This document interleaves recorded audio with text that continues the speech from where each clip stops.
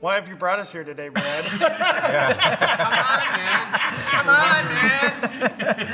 Okay, we're here at the Incredibles Blu-ray Roundtable, and I suppose the point of this is some degree of historical perspective now that we're all of our wounds have healed from the project, and everyone here has a key role on the film, and yeah, everybody's just watching. Let's see how far he goes before he becomes totally uncomfortable. Yeah. Which is about now.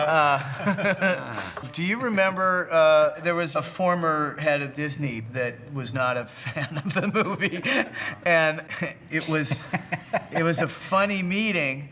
Because it was not funny for me. No, funny in retrospect. Yeah, in retrospect, but it was, we were at a table like this at the Disney boardroom, and we were waiting, right? We had our little 20-minute presentation ready, and the guy who we were presenting to came in, or we heard him get off the elevator and just say, "It's a live-action movie." I don't even know why he they're hasn't here. even come into the room yet, and he's like yelling ahead. Yeah. So we do the pitch, and boy, he didn't like it, and he just started ripping into it, and started telling Brad what animation could and couldn't do, and I went,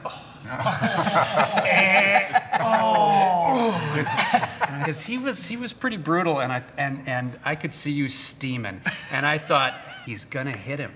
He's gonna hit him. And if he hits him, that's kind of the end of our job. so I got ready, and instead of him hitting him, and this is like probably my proudest moment of you, is you took all of this abuse and sort of just turned to John and went, "Well, John." Well, I felt like I had the magic Lassiter ticket, and if ever there was a moment to press the little John button. So, and John was like, "Well, I hear the criticisms, but we like this idea, and we'd like to just pursue it a little further." And he just kind of managed it in a way that didn't challenge the executive, but kind of just kept the blood flowing into the project, and because he felt like if the blood can continue to flow into the project will speak for itself. And he had to do a lot of behind-the-scenes stuff that we'll never know about, though. And a little afterwards, we showed the story reels, and they knew what the movie was. And once they knew what the movie was, they were fine with it. Right, and to his credit, after the film came out, he got back to both of us and said, I was wrong about that. It's a great movie. Yeah, that's right. Yeah. So Tony was the one who worked with me first on this. After I initially had the idea, Tony did the very, very first drawings, and this was like 93. probably, almost a decade before we started making it. Yeah, it was like a couple hours of work, so it was very loose. I didn't expect it to be in an art up book. That's the one thing. But, I didn't want anybody. I thought no one would actually see it. Yeah, because it was just early exploration stuff, and then we were going to do more later. The only one that was wrong was Dash. Yeah, he's like the Campbell Soup kid. Yeah, he looked like he was ready to sell a product in the early 60s, For a while, everybody could fly except Dad. Oh, yeah. That was one of the first ideas, and then I realized it was going to limit things way too much, because I think that's a common mistake that a lot of superhero films and superheroes have, is that their powers are kind of unlimited.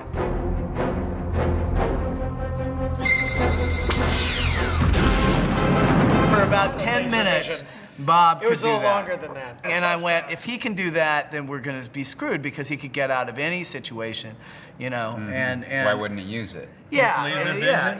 And that was fatal in our film, because it was supposed to be an adventure film where you were genuinely worried whether they were going to make it. And I'm very proud of the work that we did, because the audience, when we finally got to show it, they were gripping the armrests, and they were worried about them, and I felt like that was a big success. Yeah, when Mom opens up on the parachute, you people would cheer. Right, yeah.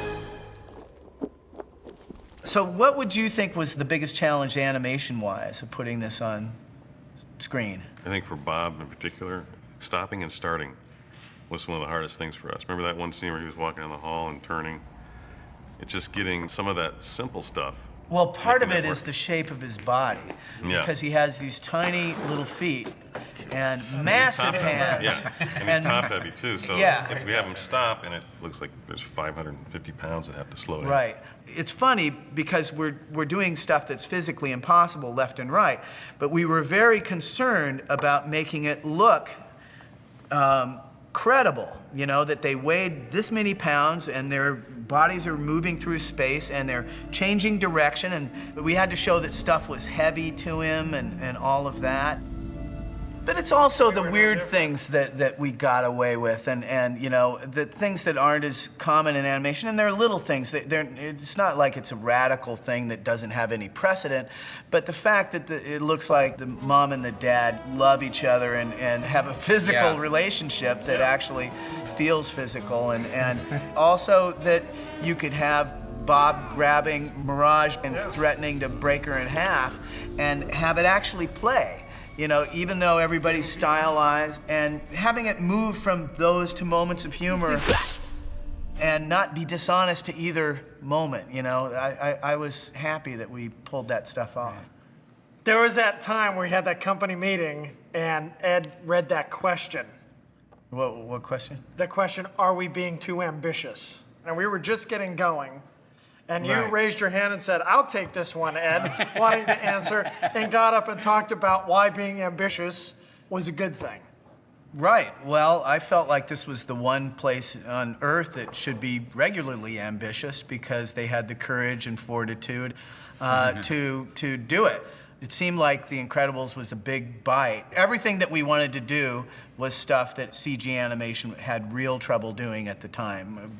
First and foremost, humans, you know. They'd always struggled to do humans, and here we had nothing but humans. That's all we had. And just the scale of the film, all the locations, how effects heavy it was. Yeah. It had the inciting event that the film was essentially impossible. All of us were like, yeah, let's do it. You know, it's not impossible, is it? And Rick was like, Yes, it's kind of impossible.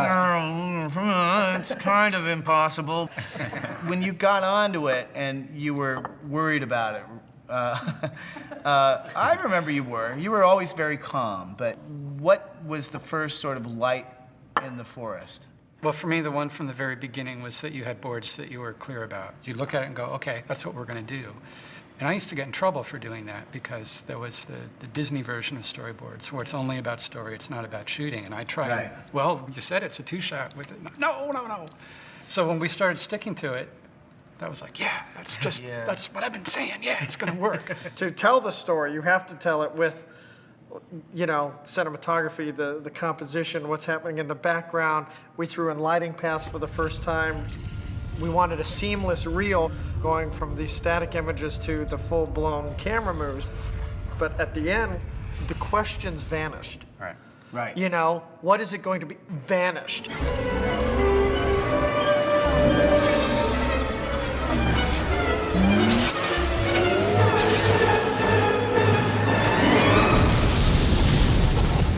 I remember Steve Jobs walked out and said, why don't we just release that? It was all done. Well, and we ended up relying on it tremendously. Yeah. I mean, remember that there was a couple of really difficult shots. I remember the jet blowing up was one of the shots that was toughest because we were blowing apart the jet,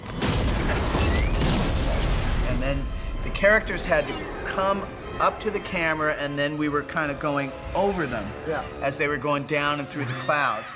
And I remember you saying, as long as we know what's happening on each frame, we can plan around that. And there was a lot of Scotch tape and baling wire to make those shots work. But, you know, the shot came off in the movie exactly how I wanted it to come off. Because we didn't try to build the whole thing so that you could cover it from any angle and have it be perfect. Right. Yeah. You cheated. Yeah. Well, there's a lot of that. A lot of that, yeah. The supers aren't gone, Mr. Incredible. You're still here. You can still do great things. Or you can listen to police scanners. Your choice. That was a really hard thing to figure out in the movie because he needed to get the assignment that got him to the rest of the story. And the context of it was always tricky, and I couldn't lick it. And I remember the biggest crisis in storyboarding happened over this issue because I kind of went away. And the storyboard crew was feeling kind of disconnected and unloved. And remember that? Yeah, I told the guys, look, we're firemen when we work with Brad Bird. We're firemen, right? We got to be on the ball when he needs us, put out the fire. We come down the pole. All the other time, we can goof off, right? Relax, draw something for yourself, see a movie at lunch, whatever. But they're not used to working in that kind of environment. You know, they're all, Brad doesn't love us anymore because we're no longer in meetings and he doesn't want our input and da-da-da-da-da. So all this stuff was going, they stopped talking to me for some reason. When I would tell them not to worry about it. And then our story manager came in at the time and said, the guys are really low morale. Low morale. They're thinking about jumping ship. I'm all, they're going to jump ship on The Incredibles and go to some other movie? I walk right into John's office. Everybody's going to jump ship. John popped up. Want to go on another? We got to talk to Brad. And then we came into you and I said, they're going to jump ship. And go to what? 5 minutes. We're going to have a meeting in 5 minutes. So we get in this meeting and everybody's sitting around the table and Brad starts talking, right? He starts explaining why this is happening, what he needs to solve, and he could do it. And basically, you know, when he gets, he's going to give it to us, and he knows we're going to knock it out of the park. But he needs da da da da da da. And he's looking at this room of guys going, deer in the headlights. And when Brad faces deer in the headlights, it's not that they're not getting it, but Brad thinks they're not getting it. So he ratchets up the level to make sure that they get it or they're hearing him. And Brad gets redder and redder, and he has this red ball that he starts off ignoring, that he then is grabbing, and that he then is bouncing, and then at one point, when he reaches the climax, he goes, I know it's gonna be great, and he heaves it across the room, you know, and I'm on the end of the table going, yeah, that's Bird, baby, that's why I work for this man, yeah, and he heads out all excited, thinking, I've sold him, yeah, and he leaves, and I turn around to the guys, I'm all, so guys, and they're like, shaking like chihuahuas in sweat. Does he hate us? I'm all, oh my God. Yeah. And it was shortly after that. After that meeting, it was 2 days later, fine, and you yeah, came out, you fine. said, I got it, and you slapped it. Red ball. You know, there it is. But all they remembered is that I yelled on a red ball. Yeah. Well, it was pretty memorable, you know? Yeah.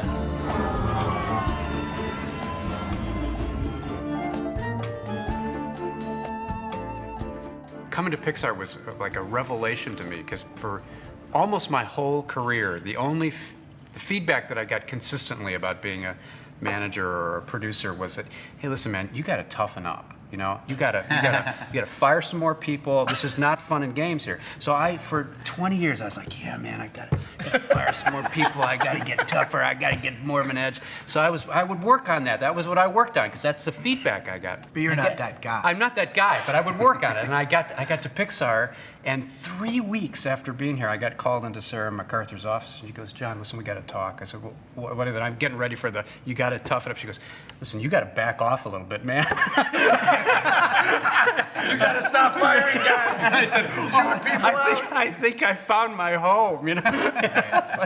There was a lot of us versus them when we first got there. When we first rolled into Pixar, whenever you would talk about, it would be us and them.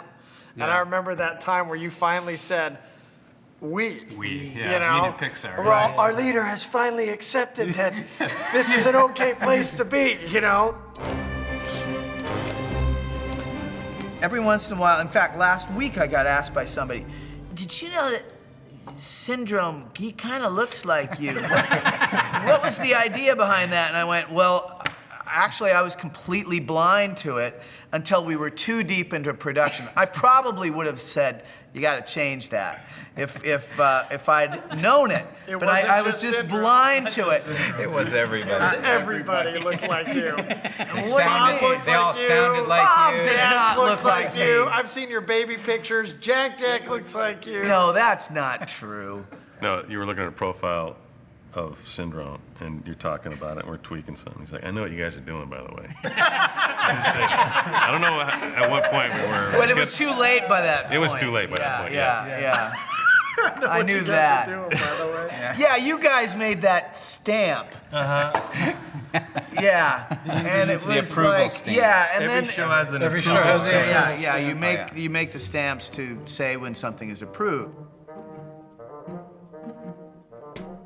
And usually you find something kind of positive. Positive and Yeah, like it's funny, great. like it's great, or It's great. Nice okay. job. It had you, but it was a bunch of swear words. It had yeah, man, blankety blank, man.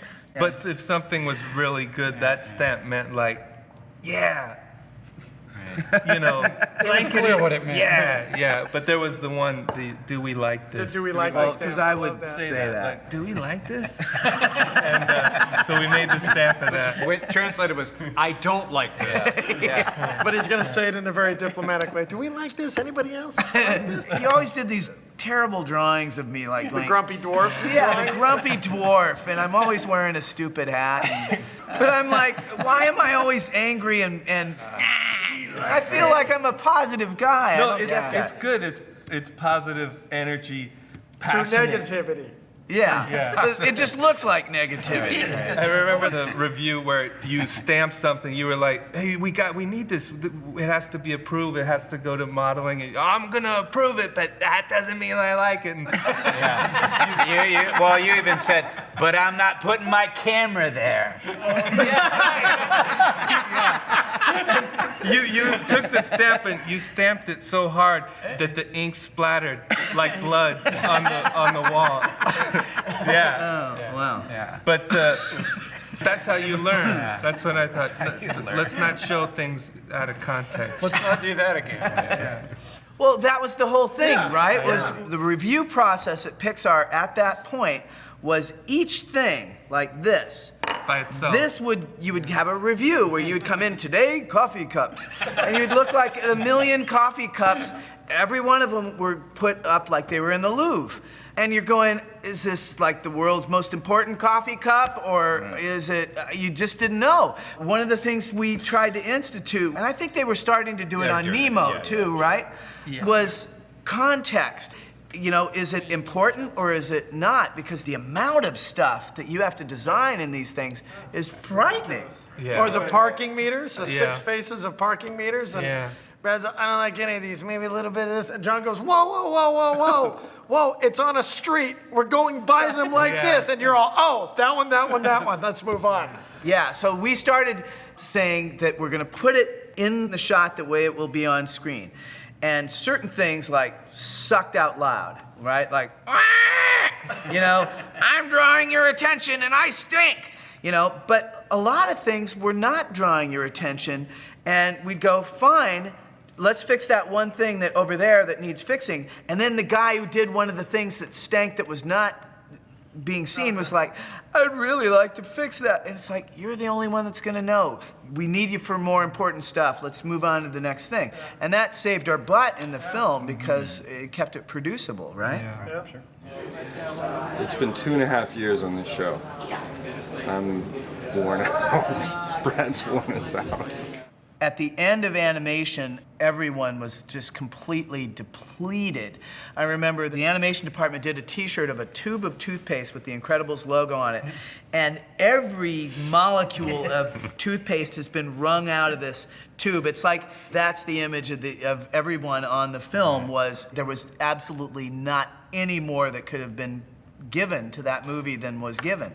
Well, and at Pixar, you spend, at least I did, I spent 4 years just praying every night that we weren't going to be the guys that made Pixar's first flop, right? Right. It's like, you're like, please, God, let it be the next guy, you know? But not me, you know? You know that it's gonna catch Yeah, up. that's right. It's like, the only thing I ever feel in these things is just relief. Yeah, that's really what it was, yeah. more than anything, because I had been living with it for a long time in my brain, and to have it get out into the world. And it was really fantastic to hear them talking about it like it was now part of their experience of going to the movies. And I remember it being, I was so emotional the very first time I saw it. I was actually in tears, you know, that night I first saw it. I couldn't believe it. And then I went to go see it again with a real audience, like a normal, like everyday audience. And I was amazed how quiet they were for the longest time. And I was thinking, God, I hope they like it. What's going on, you know? But they were actually listening, even after the credits. they stayed, which you never see much of that anymore. And they're kind of talking to each other. And that was very impressive to me for an animated picture in particular. Well, the other thing that I was really happy about afterwards was it garnered some press for controversial reasons.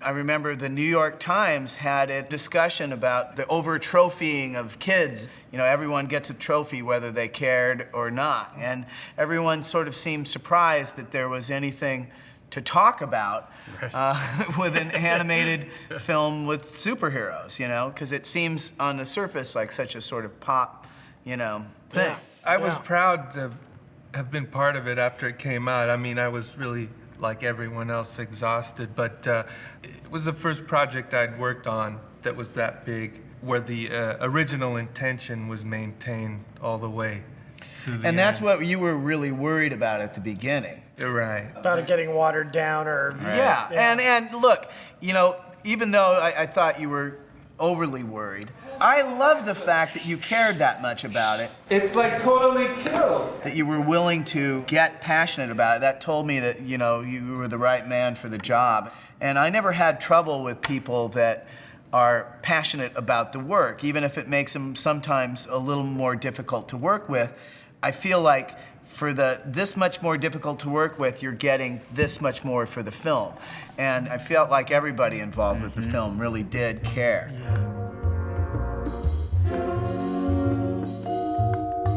And that was one of the reasons, you know, I had a great time making it. And looking back on it, the fact that it was so hard and we kind of came through and made, like you said, made the movie that we originally set out to make was hugely gratifying. And I hope to have another experience that is as gratifying as that, but you know, maybe I never will, but even then I'll be happy that I had one. Yeah.